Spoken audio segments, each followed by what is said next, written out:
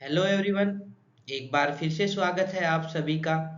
आज हम करेंगे प्लेट टेक्टोनिक से जुड़े जितने भी कॉन्सेप्ट हैं उनके बारे में स्टडी करेंगे। मैंने पिछली वीडियो जो डाली थी वो इंटीरियर ऑफ द अर्थ पर थ्योरी पोर्शन था, और उसके बाद मैंने उसके एमसीक्यूज कवर किए थे जो मतलब मोस्ट एक्सपेक्टेड एमसीक्यूज थे, और कुछ एक नेट के पीवाईक्यूज थे उनमें से जो मैंने कवर किए थे। और एक वीडियो मैंने अपलोड की है जो अभी अभी की है, वोल्केनोज और अर्थक्वेक से जुड़े क्वेश्चंस एमसीक्यूज। और आज हम थ्योरी पोर्शन कवर करेंगे प्लेट टेक्टोनिक्स कॉन्सेप्ट का। इसके अंदर मैंने एक ही वीडियो में ओवरव्यू देने की प्रयास किया है कि इसमें सारे कॉन्सेप्ट्स कवर हो जाए मोटे मोटे, जहाँ से क्वेश्चंस आ सकता है सीयूटी पीजी के अंदर। आशा करता हूँ आपको वीडियो पसंद आएगी और अंत तक आप जुड़े रहेंगे। आप एक कमी मेरी तरफ से रह रही है या आपकी तरफ से रह रही है, ये है कि आप वीडियो को शेयर नहीं कर रहे। अगर कमी मेरी तरफ से है तो कहीं ना कहीं कोई मतलब पढ़ाने में कमियां होगी, या कोई मैं आपको अच्छे से एक्सप्लेन नहीं कर पा रहा हूँ, इस टाइप की कुछ कमियां रह रही होगी। तो मान सकता हूँ कि कमियां मेरी तरफ से हो सकती है। मैं आपको एक हर बार बोलता हूँ कि improvement and suggestion, improvement and suggestion, कोई इम्प्रूवमेंट या सजेशन हो तो आप दे सकते हैं। आप वो भी नहीं बता रहे कि कमियां कहाँ रह रही है, और आप शेयर भी नहीं कर रहे, तो ये थोड़ा गलत है। आप थोड़ा सा मतलब वीडियोस को शेयर कीजिए ताकि मेरे को भी मोटिवेशन मिलता रहे, मैं भी आगे वीडियो अपलोड करूं। जो जिसको बच्चे स्टूडेंट्स को नीड है वो वीडियोस देखें, जो बैचेज वगैरह अफोर्ड नहीं कर सकते वो देखें, और थोड़ा फ़ायदा उठाएं इन बैचेज का, इन वीडियोस का। थोड़ी मेरे ख्याल से थोड़ी तो आपके लिए हेल्पफुल होगी। मैं इतनी मेहनत कर रहा हूँ, थोड़ा तो आप भी अपनी तरफ से एफर्ट लगाइए, अपने दोस्तों को तो एटलीस्ट शेयर कीजिए। चलिए आज की शुरू करते हैं वीडियो में। और आज हमारा रहेगा प्लेट टेक्टोनिक कॉन्सेप्ट। चलिए शुरू करते हैं। सबसे पहले हम ये समझ लेते हैं कि प्लेट होता क्या है। प्लेट क्या होती है, तो आपको पता ही होगा कि a large block of lithosphere floating on asthenosphere. Simple सी डेफिनेशन है, इतने में आप समझ जाएंगे, आपके लिए समझने के लिए काफी है। A large block of lithosphere floating on asthenosphere. Sial sima पर तैर रहा है, या कुछ भी मान सकते हैं आप, कुछ भी बोल सकते हैं। सभी जो जियोलॉजिस्ट थे अपने अपने हिसाब से एक्सप्लेन किया। किसी ने बोला कि सियाल सीमा पे तैर रहा है, किसी ने बोला कि क्रस्ट मेंटल पे तैर रहा है, किसी ने बोला एस्टिनोस्फेयर पे तैर रहा है। कुछ भी कर लिए आप, डेफिनेशन सिंपल यही रहेगी, a large block of lithosphere floating on asthenosphere. और प्लेट का जो साइज होता है वो अर्थ क्रस्ट से लार्जर होता है। अर्थ क्रस्ट का साइज आपने देखा ही था कि 50 से 70 किलोमीटर मैक्सिमम रहता है। यहाँ पे रहेगा 50 से 200 किलोमीटर लगभग रहेगा, तो आप मान सकते हैं कि क्रस्ट से तो बहुत ज़्यादा है प्लेट का साइज। और प्लेट टेक्टोनिक्स किसे कहेंगे, जो प्लेट के अंदर जो मोशन होता है फ्लोटिंग से एस्टिनोस्फेयर पे, उसकी साइंटिफिक स्टडी को प्लेट टेक्टोनिक कहते हैं। Scientific study of these movements is called plate tectonics. Next हम कवर करेंगे पॉइंट्स ऑफ प्लेट टेक्टोनिक्स। हमने इसमें जितनी भी थ्योरी वगैरह है, जितनी भी continental drift, tetra tetrahedral hypothesis, conventional current theory, sea floor spreading, जितने भी मेन मेन थ्योरीज वगैरह है जो पैलियोमैग्नेटिज्म, आगे हम कवर करेंगे। तो सबसे पहले इसको हमने एक क्रोनोलॉजिकल ऑर्डर में भी अरेंज किया है। जैसे जैसे हमें जानकारी मिलती गई, किस हिसाब से ये थ्योरी में इवोल्यूशन आया, उस हिसाब से मैंने इसको अरेंज करने का प्रयास किया। और क्रोनोलॉजिकल ऑर्डर में या किसने कौन सी थ्योरी दी, इस टाइप के फैक्ट्स डायरेक्टली एग्जाम्स में पूछे भी जाते हैं, तो एक क्वेश्चन आपका यहाँ से बन सकता है। तो आप ध्यान से देखिएगा थोड़ा। सबसे पहले आता है gaseous nebular hypothesis by Lord Kelvin. इसको शुरू करने से पहले मैं आपको एक टारगेट देता हूं आज के लिए। अगर आप ये वीडियो पूरी देखेंगे तो आपको पीछे स्लाइड होगी, उसके अंदर भी टारगेट्स मिल जाएंगे। लेकिन सबसे पहले आपका टारगेट रहेगा कि आप क्लास +1 की एनसीईआरटी उठाएंगे, और उसके अंदर दूसरा चैप्टर रहेगा मेरे ख्याल से origin of the earth. Origin of the अर्थ नाम से चैप्टर है, सेकंड यूनिट के अंदर सेकंड चैप्टर है, तो वो आप कंप्लीट पढ़ेंगे। उसके अंदर अर्थ के ओरिजिन से रिलेटेड थ्योरी दी गई है, big bang theory, nebular hypothesis, molten Chamberlain, इनके दी गई है, तो आप वो पढ़ेंगे। वहां से भी एक क्वेश्चन डायरेक्ट आ सकता है। पिछली बार पूछा था इंटरस्टेलर डस्ट हाइपोथेसिस, शायद क्वेश्चन पेपर में आया था एक क्वेश्चन, तो वहां से आप वो एक चैप्टर कवर करेंगे, वहां से भी एक क्वेश्चन डायरेक्ट आ सकता है। ये आज का आपका टारगेट रहेगा। और अब बात करते हैं gaseous nebular hypothesis by Lord Kelvin. Lord Kelvin की बात करें तो ये एक ब्रिटिश फिजिस्ट एंड इंजीनियर थे।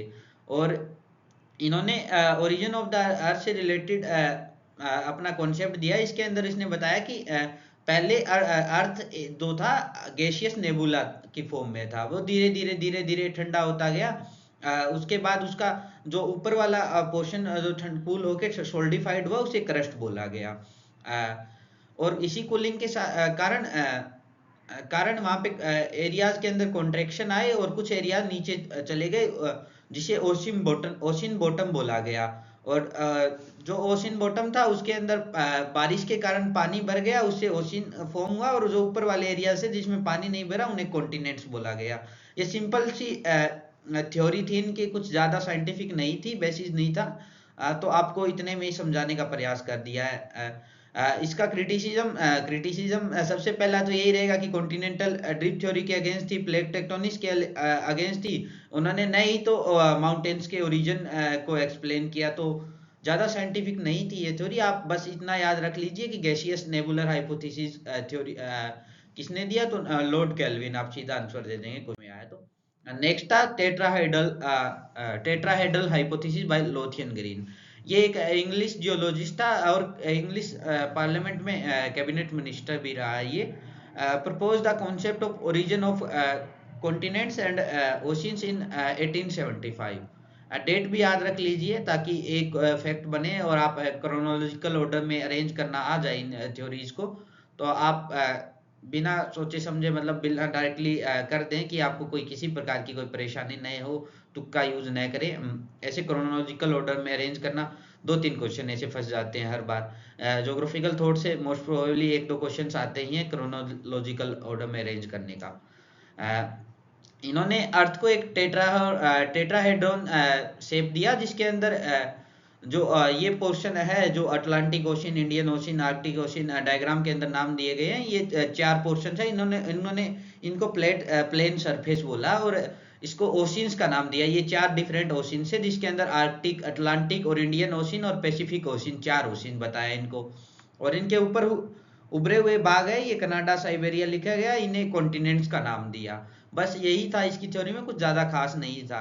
और इन्होंने अर्थ को टेट्राहेड्रल शेप में सपोज किया। Tetrahedral is that body which contains the least volume with respect to surface area. The sphere by pressure can be converted into tetrahedron. Sphere जो होता है वो प्रेशर से टेट्राहेड्रन में कन्वर्ट किया जा सकता है, इन्होंने ये बताया। नेक्स्ट है continental drift theory by F V Taylor. ज्यादातर लोगों ने कॉन्टिनेंटल ड्रिफ्ट थ्योरी जो है वो अल्फ्रेड वेगनर की पढ़ी होगी। तो मैं आपको बता दूं कि अल्फ्रेड वेगनर से पहले continental drift theory F B Taylor ने प्रपोज की थी 1908 में, और वो पब्लिश 1910 में हुई थी। इनका पर्पस मेनली टर्सरी माउंटेन्स के ओरिजिन को दिखाना था कि ये कैसे ओरिजिनेट हुए। उसके बाद उसका मॉडिफाइड वर्जन जो था अल्फ्रेड वेगनर ने पब्लिश किया, और उन्होंने उनका पर्पस था कि मेन एम था कि क्लाइमेटिक चेंजेस को दिखाई अर्थ के अंदर, उनका ये पर्पस था। तो इनका एम रहा था to explain the origin of tertiary mountains. Observations इन्होंने क्या दी, some tertiary folded mountains extended from north to south. तो north to south tertiary mountains की बात करें तो रॉकीज और एंडीज हम एग्जांपल ले सकते हैं। और some are west to east, Alps हो गया, काकेशस हो गया, और हमारा हिमालय हो गया। ठीक है। The Taylor for the first time drifted the continents to explain the origin of these folded mountains. इन्होंने ड्रिफ्ट थ्योरी, कॉन्टिनेंट्स के ड्रिफ्ट थ्योरी को सबसे पहले ही प्रपोज किया था, और इन्होंने origin of these folded mountains को एक्सप्लेन करने के लिए ड्रिफ्ट की थ्योरी पब्लिश की थी। हाइपोथेसिस इन्होंने क्या दिया कि in Cretaceous period there were two land masses of the earth. Cretaceous period में दो लैंड मास थे, इन्होंने बताया। एक लोरेंसिया था जो कि नॉर्थ पोल की तरफ था, गोंडवाना लैंड था जो साउथ पोल की तरफ था। और इन्होंने बताया कि continents made up of sial which floats over sima. जैसा पहले बताया था कि एस्टिनोस्फेयर पे फ्लैट करती है लिथोस्फेयर आपको फ्लोट करती है, उसमें डेफिनेशन में, प्लेट की डेफिनेशन में मैंने बताया था। इनका मैकेनिज्म क्या रहा थ्योरी का? In Cretaceous period due to earth rotation one part of the crust was separated from the earth which becomes moon. इन्होंने दो मेन फोर्सेस बताई इसको ड्रिफ्टिंग का कारण। Number one equatorward force बताई, ग्रेविटेशनल पुल से equator की तरफ खिसक रहे हैं कॉन्टिनेंट्स, इन्होंने ये बताया, जिसके अंदर ही जो था गोंडवाना लैंड था ये इक्वेटर की तरफ खिसक रहा है, और हमारा पेनिनसुलर इंडिया था वो खिसक कर इक्वेटर की तरफ आ रहा था। उधर से यूरेशिया भी इधर खिसक के आ रहा था। उनके टकराने से हिमालय वाल्स, हिमालय के ओरिजिन हुआ, तो इन्होंने ये इक्वेटर फोर्स उसका कारण बताया। और दूसरी थी tidal force. Tidal force moon और सन के कारण, के प्रभाव के कारण ड्रिफ्ट हो रही थे कॉन्टिनेंट्स वेस्ट की तरफ। उसका कारण उन्होंने बताया कि नॉर्थ और साउथ अमेरिका था वो ड्रिफ्ट हो रहे थे वेस्ट की तरफ, उससे रॉकीज और एंडीज फॉर्म हुए। उन्होंने इसका रीजन ये दिया। दो फोर्सेस मेनली बताई इसने, इक्वेटर वार्ड फोर्स और टाइडल फोर्स। उसके बाद थ्योरी आती है Alfred Lothar Wegener, Alfred Wegener की थ्योरी। और आपको ये पता ही होगा कि जर्मन मेट्रोलॉजिस्ट थे ये नेट के अंदर पीवाईक्यूज में भी ये क्वेश्चन आया था कि अल्फ्रेड वेगनर क्या थे, उसमें मेट्रोलॉजिस्ट थे। इनका आंसर ये रहेगा, डायरेक्ट डायरेक्ट क्वेश्चन पूछा गया था। फैक्ट ऐसी जानकारियां किसी को लगता है कि ये नहीं पूछी जाती, कि स्कॉलर्स के बारे में पूछा नहीं जाता कौन कहाँ से था, तो आप पीछे नेट के पीवाईक्यूज उठाएंगे तो आपको एक आध क्वेश्चन ऐसे देखने को मिल जाएगा कि ऐसा भी क्वेश्चन आ सकता है। He published the origin of continents and ocean in 1912। 1912 में इन्होंने पब्लिश किया। और कुछ एक बुक्स में इनको 1915 में भी ये थ्योरी पब्लिश बताते हैं। और 1922 में इनका इंग्लिश, इस थ्योरी का इंग्लिश ट्रांसलेशन हुआ था। तो 1922 भी कई जगह लिखा होता है। इस थ्योरी में इन्होंने आउटलाइन किया था कॉन्टिनेंटल ड्रिफ्ट को। इनका पर्पस क्या था? To explain climatic changes, prove that the ocean basin and continents are unstable. इनका प्रूव करना था कि ओशियन बेसिन और कॉन्टिनेंट्स आर अनस्टेबल है, ठीक है। Continents drift hence climatic change.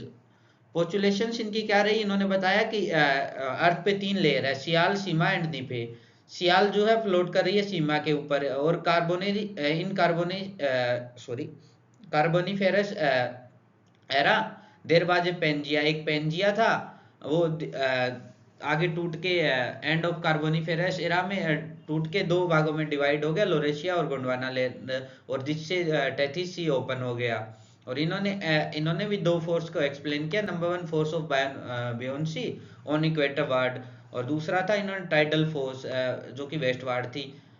इन्होंने इसके पक्ष में एविडेंसेस भी दिए जो कि अगली स्लाइड में है। आप देख सकते हैं 225 मिलियन ईयर एगो एक सिंपल सा पेंजिया था, जो कि 150 मिलियन ईयर्स एगो लोरेशिया और गोंडवाना लैंड दो भागों में डिवाइड होगा, फिर धीरे धीरे कॉन्टिनेंट्स इस तरह आज करंट पोजीशन तक पहुंचे। इसके बाद नेक्स्ट में हम बताएंगे एविडेंसेस इन फेवर। इनके फेवर में एविडेंसेस क्या रहे? सबसे पहला था कॉन्सेप्ट ऑफ जिग्सा फिट। आपको पता ही होगा कि एक दूसरे से मिलती हैं आकृतियां सभी कॉन्टिनेंट्स की, और उनको एक साथ जोड़ा जाए तो एक जैसा बन सकता है, जैसा कि इस डायग्राम में दिखाया गया है। साउथ अमेरिका और अफ्रीका का वेस्टर्न कोस्ट और साउथ अमेरिका का ईस्टर्न कोस्ट को मिलाया जाए तो एक साथ ये जुड़ सकते हैं लगभग। ऐसा ही नॉर्थ अमेरिका और यूरोप का कुछ कुछ बन रहा है। तो इसमें ये एक तो जिग्सा कॉन्सेप्ट था, और दूसरा एविडेंस इनके फेवर में रहा Caledonian and Hercynian mountains are located on both coast of Atlantic ocean. ये जियोलॉजिकल एविडेंस इनके फेवर में रहा। दूसरा था कार्बोनिफेरस ग्लेशिएशन भी कुछ उन ऐसे स्थानों पे डेजर्ट वाले एरियाज में ग्लेशियर्स के निशान मिले हैं, एविडेंसेस मिले हैं जो दिखाते हैं कि उस टाइम क्लाइमेट्स उस जगह का बहुत चेंज था और एक जैसा हमेशा नहीं रहा, वो भी एक एविडेंस है।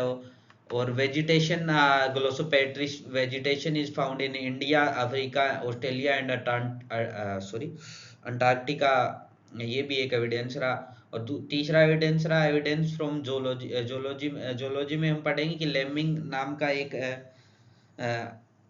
जंतु होता है जो कि स्कैंडिनेविया के अंदर मिलता है, वो हर साल वेस्ट की तरफ भागता है और ओशियन के अंदर डूब के मर जाता है। तो ये उसके दिखाता है कि उसके अंदर जेनेटिकली अंदर ऐसा जीन डेवलप हो चुका है कि जो हर साल वेस्ट की तरफ जाता है और जो ओशियन के अंदर डूब के मर जाता है। पहले शायद ऐसा रहा होगा कि विंटर और समर का सिस्टम रहा होगा कि विंटर में इस साइड रहता है, जैसे ही समर आता है वो उस साइड भागने की उसकी आदत रही और उसके जीन के अंदर वो डेवलप हो गया। उसके कारण ये हो रहा है। तो वैज्ञानिकों ने अनुमान लगाया कि इसका कारण भी कॉन्टिनेंट्स की ड्रिफ्ट ही रहा होगा। नंबर 4 रहा डिस्ट्रीब्यूशन ऑफ फॉसिल्स और साउथ अमेरिका, और साउथ अमेरिका के ईस्ट कोस्ट और अफ्रीका के वेस्ट कोस्ट के अंदर जो के आसपास जो फोसिल्स के डिस्ट्रीब्यूशन पाए जाते हैं वो भी एक जैसे हैं। तो ये भी एक एविडेंस रहा। और आज के करंट पैलियोमैग्नेटिक एविडेंस भी शो करते हैं कॉन्टिनेंटल ड्रिफ्ट को। और सबसे मेन और आखिरी जो प्रूफ रहा था, प्रूफ ऑफ एक्चुअल ड्रिफ्ट, इसके अंदर ग्रीनलैंड को श्रिंकिंग बताया था वेस्टवर्ड की वेस्टवर्ड वेस्ट की तरफ 20 सेंटीमीटर पर ईयर। तो ये भी एक इम्पोर्टेंट प्रूफ है आज के दिन। ये करंट एविडेंस है, proof actual drift. Next discuss करेंगे हम कन्वेंशनल करंट थ्योरी, जो कि आर्थर ओम्स ने दी थी। उन्होंने बताया था कि कन्वेंशनल करंट के कारण मैग्मा ऊपर उठता है और उसके कारण दो पोजीशंस होती है अर्थ की, कन्वर्जेंस और डाइवर्जेंस। इससे ही ये पूरा साइकिल चलता है और इससे ये ड्रिफ्टिंग का कारण बनता है और इससे सी फ्लोर भी स्प्रेड होता है। उसके बाद है sea floor spreading theory, theory जो कि हैरी एस ने पब्लिश की थी अपनी बुक में the history of ocean basins. इन्होंने भी ऐसा ही कुछ रीजन दिया। तो आप इसके बारे में डिटेल्ड पढ़ लीजिएगा, मैं ज़्यादा कुछ नहीं बताऊंगा आपको, वीडियो पहले ही लंबी हो चुकी है। मेनली दो बाउंड्रीज है, प्लेट बाउंड्रीज। प्लेट बाउंड्रीज के अंदर हम तीन टाइप के बाउंड्रीज लेंगे, कन्वर्जेंट बाउंड्री, डाइवर्जेंट और ट्रांसफॉर्म बाउंड्री। कन्वर्जेंट को कन्वर्जेंट प्लेट बाउंड्री को डिस्ट्रक्टिव प्लेट मार्जिन्स भी बोला जाता है। जब दो प्लेट्स आपस में कन्वर्ज होती है तो वहाँ जो डिस्ट्रक्शन होता है उसलिए उसे डिस्ट्रक्टिव प्लेट मार्जिन्स बोलते हैं। और ऐसा ही डाइवर्जेंट में होता है। डाइवर्जेंट दो दो प्लेट एक दूसरे से अपोजिट जाती है तो नीचे से मैग्मा आकर नई फ्लोर को बनाता है, तो इसे कंस्ट्रक्टिव प्लेट मार्जिन बोलते हैं। ऐसा ही ट्रांसफॉर्म बाउंड्री होती है, जो कि नई तो एक दूसरे की तरफ आती है, नई एक दूसरे के अपोजिट आती है। वो कुछ इस टाइप से एक दूसरे के अगेंस्ट फॉल्ट बनाती है, तो इसे कंजर्वेटिव बनाते हैं। नहीं तो ये डिस्ट्रक्शन का कारण बनती है, ना ही कंस्ट्रक्शन का कारण बनती है। ये आप कन्वर्जेंट प्लेट्स का एग्जांपल ले सकते हैं, जहाँ पे एक दूसरे की तरफ दो प्लेट्स बढ़ रही है, फिर एक दूसरे के अंदर सबडक्ट हो रही है, जिससे वोल्केनिक आर्क बन रहे हैं, ट्रेंचेस बन रहे हैं। तो आप इसके अंदर फिगर के अंदर आसानी से देख सकते हैं। इसे कन्वर्जेंट बाउंड्री भी बोलते हैं, इसे डिस्ट्रक्टिव प्लेट मार्जिन भी बोल सकते हैं। और ज़्यादातर वोल्केनिक आर्क्स इसी के आसपास पाई जाती है। आप वर्ल्ड के मैप के अंदर भी देख सकते हैं। ट्रेंचेस भी इसी के अंदर पाई जाती है। आप एक क्वेश्चन आपका रहेगा कमेंट बॉक्स में डालने के लिए कि मेरियाना ट्रेंच जो पाई जाती है वो कन्वर्जेंट प्लेट बाउंड्री के पास पाई जाती है या डाइवर्जेंट प्लेट बाउंड्री के पास पाई जाती है। तो आप बताएंगे कि वो कन्वर्जेंट है या डाइवर्जेंट प्लेट बाउंड्री के पास पाई जाती है। तो आप ये आपके लिए क्वेश्चन रहेगा, आप इसे कमेंट बॉक्स में डाल दीजिएगा आंसर इसका। नेक्स्ट जो रहेगा हमारा डाइवर्जेंट प्लेट बाउंड्री, इसमें एक दूसरे से दूर जाती है, उससे मैग्मा ऊपर उठता है और ओशनिक रिजिज बनती है। आपको पता ही होगा, ये कॉमन सी चीज है। अब बात करें ट्रांसफॉर्म फॉल्ट की। ट्रांसफॉर्म फॉल्ट एक दूसरे से नहीं तो एक दूसरे की तरफ आते हैं, नहीं एक दूसरे के अपोजिट आते हैं। वो इस टाइप से इस टाइप से रन करते हैं। तो इसके अंदर क्या होता है, इसके अंदर कौन सी एक्टिविटी को जन्म देता है? ट्रांसफॉर्म ज्यादातर अर्थक्वेक को जन्म देता है। तो अर्थक्वेक यहाँ पे इन एरियाज में जहाँ पे ट्रांसफॉर्म फॉल्ट पाया जाता है, वहाँ पे अर्थक्वेक की एक्टिविटीज पाई जाती है। जैसे कि कैलिफोर्निया रीजन में ट्रांसपोर्ट बाउंड्री पाई जाती है, उसके आसपास यूएसए के अंदर अर्थक्वेक प्रोन जोन घोषित किया गया है, तो वहां पे अर्थक्वेक्स आते हैं। नेक्स्ट ये आप देखिए इसके अंदर की कौन सी प्लेट किस तरफ किस डायरेक्शन में मूव करती है। आपको पता ही होगा कि 7 मेजर प्लेट है, 20 के आसपास माइनर प्लेट्स है, या अलग अलग जियोलॉजिस्ट ने अपने हिसाब से अलग अलग नंबर्स दिए हैं। तो आप देख सकते हैं, आपको करना क्या है कि आपको माइनर प्लेट्स का नाम भी याद रखना है। ये डायरेक्टली क्वेश्चंस पूछ लिए जाते हैं। माइनर पोर्ट से माइनर प्लेट से रिलेटेड एक आध क्वेश्चन डायरेक्टली पूछ लिया जाता है, वहां आप फंस जाते हैं। तो आप इनका भी नाम याद रखना और इनकी डायरेक्शन भी याद करनी है। तो ये आप डायरेक्शन देख सकते हैं कि इंडो ऑस्ट्रेलियन प्लेट जो है किस तरफ मूव कर रही है, ये नॉर्थ की तरफ मूव कर रही है। इसका थोड़ा थोड़ा भाव ईस्ट की तरफ है, तो इसे नॉर्थ ईस्ट बोल सकते हैं। इस टाइप से इनके मूवमेंट देख के आप डायरेक्शंस का भी देख लीजिए, यहाँ से भी एक आध क्वेश्चन आते हैं। नेक्स्ट ये क्वेश्चन रहता है, ये प्लेट्स प्लेट्स में आपको मेजर प्लेट्स तो देखनी है, उसके साथ माइनर प्लेट देखनी है। पीछे भी एक क्वेश्चन आया था कि साउथ अमेरिका के अंदर जो एंडीज माउंटेन है वो किन दो प्लेटों से मिलकर बना है। तो उसके अंदर लोगों ने सीधा आंसर दिया था कि साउथ अमेरिकन प्लेट और पैसिफिक प्लेट। नजाका प्लेट किसी को पता नहीं था, उससे आंसर लोगों का बहुत से आंसर गलत हुए। तो आप इन छोटी छोटी चीज़ों का ध्यान रखें। यहाँ पे नजाका प्लेट है तो ये इससे बना था। ये कोकोस प्लेट है, ये जॉन डी फूका प्लेट है, इधर कैरेबियन प्लेट है, इधर फिलीपींस प्लेट है। तो आप इन माइनर प्लेट्स को भी एक साथ याद रखिए। स्कोतिया प्लेट है, इनके नाम भी याद रखिए और इनका लोकेशन थोड़ा सा देख लीजिए। कुछ इस टाइप से आपको उलझाने वाला क्वेश्चन आए तो आप डायरेक्टली इनको आंसर कर सके। मैंने मोटा मोटा ओवरव्यू आपको दे दिया है, इसके अंदर कुछ ज़्यादा था नहीं एक्सप्लेन करने को तो था, लेकिन जितना आपको ज़रूरी था उतना बता दिया है। जिससे ज़्यादा फैक्ट बेस्ड क्वेश्चन ही आते हैं, लेकिन आपके लिए टारगेट ये रहेगा कि आप कल क्या स्टडी करके आएंगे। नंबर 1 पढ़ेंगे आप जियो सिंक्लाइन ओरिजिन थ्योरी। दूसरा रहेगा टू जो विल्सन कॉन्सेप्ट ऑफ हॉटस्पॉट, इसका भी आप डीपली स्टडी करके आएंगे। तीसरा और मेन इंपॉर्टेंट आपके लिए टास्क रहेगा क्लास +1 एनसीईआरटी फिजिकल ज्योग्राफी। उसके अंदर आप चैप्टर 2 पढ़ेंगे ओरिजिन ऑफ द अर्थ। ये आपके लिए इंपॉर्टेंट टास्क रहेगा। इससे क्वेश्चन भी मैं पूछूंगा आगे जब भी एमसीक्यूज की वीडियो लाऊंगा प्लेट टेक्टोनिक्स और कॉन्टिनेंटल ड्रिफ्ट पे। उसके अंदर ओरिजिन ऑफ द अर्थ से भी रिलेटेड क्वेश्चंस हो गए। कौन सा हाइपोथेसिस किसने दिया, ये कैसे ओरिजिनेट हुआ, बिग बैंग थ्योरी किसने किसने प्रपाउंड की। तो ये क्वेश्चंस भी आपसे मैं पूछूंगा। और ये चौथा और मेन एक और मेन आपके लिए टारगेट रहेगा। बाकी सारे टारगेट्स इसके अंदर कवर हो जाएंगे। कॉन्टिनेंटल ड्रिफ्ट थ्योरी और प्लेट टेक्टोनिक थ्योरी के कॉन्सेप्ट को आप पढ़ के आएंगे। उसके अंदर आप जियोमॉर्फोलॉजी की बुक आपके पास है सुरेंद्र सिंह की, तो उसके अंदर इसके अंदर ये सारी थ्योरीज है जो मैं पीपीटी बना के लाया हूँ। उसके अंदर से ही उठा के सारा का सारा कंटेंट उठा के मैंने पीपीटी तैयार किया है। तो वहां से आप पढ़ेंगे तो आपको डायरेक्टली ये चीज़ें मिल जाएंगी और आप पढ़ोगे तो आपको पढ़ने में भी आसानी होगी कि मैंने जो करवाया है वो उसी के अंदर से था सारा। तो आप अच्छे से चीज़ों को नई नई चीज़ों को आप मतलब पकड़ पाओगे। उसके अंदर जो नए नए कॉन्सेप्ट है मैंने बहुत कम ओवरव्यू दिया है, बहुत कम पढ़ाया है। लेकिन आपको डिटेल में ये चीज़ें पढ़नी है। बस आपको टारगेट सेट किया है मैंने, एक तरीके से मान सकते हैं कि आप आगे के लिए प्रिपेयर रहें, इन टारगेट्स को कंप्लीट करके आए आगे नेक्स्ट भी जब भी क्लास में आओगे, ताकि हम जियोमॉर्फोलॉजी को जल्दी जल्दी कवर कर सकें और आप सिलेबस को भी मेरे साथ दौड़ा कर एक साथ कवर करें, ताकि आपको सीयूटी पीजी में परेशानी नहीं आए। और आखिरी सबसे मेन जो टारगेट हमारा रहेगा क्वेश्चन प्रैक्टिस। जैसे जैसे आप थ्योरी पढ़ेंगे उसके टॉपिक्स के क्वेश्चन लगाइए। अगर आपको क्वेश्चंस नहीं मिल रहे हैं तो मैं आप डिस्क्रिप्शन में अपने नंबर डाल दे रहा हूँ।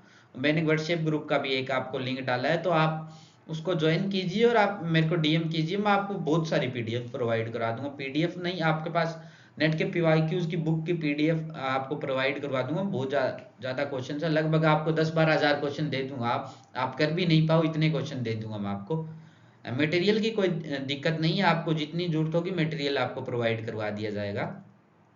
बस शर्त ये रहेगी कि आप वीडियो को शेयर करके आएंगे। थोड़ा सा एक आध थोड़ा सा व्यू अच्छे खासे आए तो मेरे को भी थोड़ा मोटिवेशन मिले और अच्छा लगे कि कुछ करवा रहा हूँ तो आप भी सपोर्ट कर रहे हैं। Thank you very much. और ये टारगेट्स आशा करता हूँ कि नेक्स्ट वीडियो जब भी लेके आऊँ एमसीक्यूज की वीडियो मैं अपलोड करूँ इसके अंदर यूट्यूब पे, तो आप ये सब पढ़े और आप यहाँ से क्वेश्चंस पूछे जाए तो आप उसके आंसर्स करें, आपको आंसर्स आपसे बन रहे हो। अगर आप थ्योरी घर से नहीं पढ़ के आएंगे, सीधा क्वेश्चन एमसीक्यूज की प्रैक्टिस करेंगे तो उनको याद करने से मेरे ख्याल से कुछ नहीं होगा। कॉन्सेप्ट आपको पढ़ना होगा, पता नहीं कहाँ से क्या क्वेश्चन पूछ ले, तो आप थोड़ा सा प्रिपेयर रहे। एग्जाम अनसर्टेन रहता है, आपको पहले भी बताया था कि किसी टॉपिक से 4-5 क्वेश्चन उठा लेंगे, किसी टॉपिक से एक भी नहीं उठाएंगे।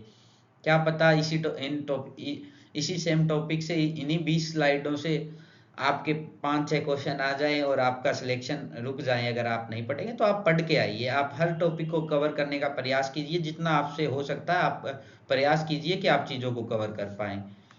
मेरी तरफ से आज के लिए इतना ही रहे। फिर मैं हमेशा की तरह एक अच्छा व्यू जेएनयू का आपको मैं देके जाता हूँ।